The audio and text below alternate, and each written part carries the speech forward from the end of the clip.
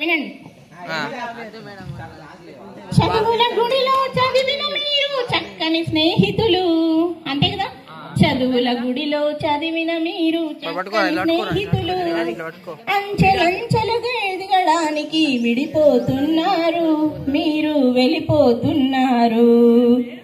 Okay, చదువుల గుడిలో చదివిన మీరు చక్కని స్నేహితులు, అంచెలంచెలుగా ఎదగడానికి విడిపోతున్నారు, మీరు వెళ్ళిపోతున్నారు. కానీ వెళ్ళిపోయే ముందు ఎవరెట్లున్నారని చెప్తాను నేను, ఓకేనా? క్రమం తప్పక క్లాసులకు వచ్చే చరణ్ రాఘవ శాంత హేమంత్,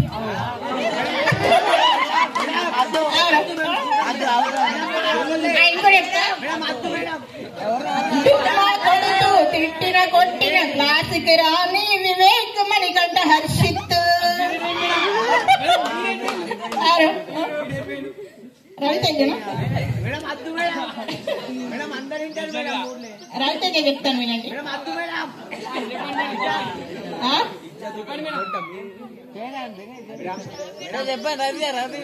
చెప్తాను, ఎంత కొట్టినా ఎంత తిట్టినా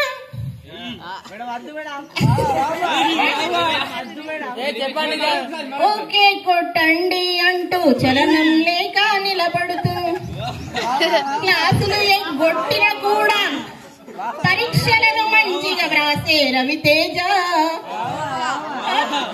అంతేనా? ఇక అమ్మాయిల గురించి చెప్పాలా?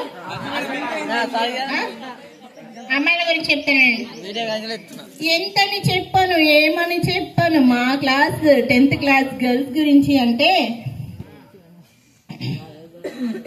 జెసికా మిన్ను మను అక్షరాలు రవలితో పాటుగా, జెసికా మిన్ను మను అనుషలు రవలితో పాటుగా, నువ్వా నేనా అంటూ చదువుతూ పోటీ పడతారు, పరీక్షలో మార్కుల కోసం వేటాడుతూ ఉంటారు. నిఖిత కావ్య మీ వెనకాలే మేముంటామంటూ వెంటే ఉంటారు, ఎప్పుడు వెంటే ఉంటారు. ఇది మా యొక్క 16 మంది అమ్మాయిలు మరియు అబ్బాయిల యొక్క కథ కమామిషు. ఓకేనా? వెరైటీగా ఉండాలని చెప్పేసి మీకోసం నిన్నే జస్ట్ ఆలోచించాను అంతే, అలా రాశాను. చించాను నేనే కదా. నాకేమైందని చెప్పన్నా, ఇగో ఇల్లు నిన్న ఆలోచించి ఇట్లా రాయండి మేడం అని చెప్పేసి చెప్పారన్న. ఇప్పుడు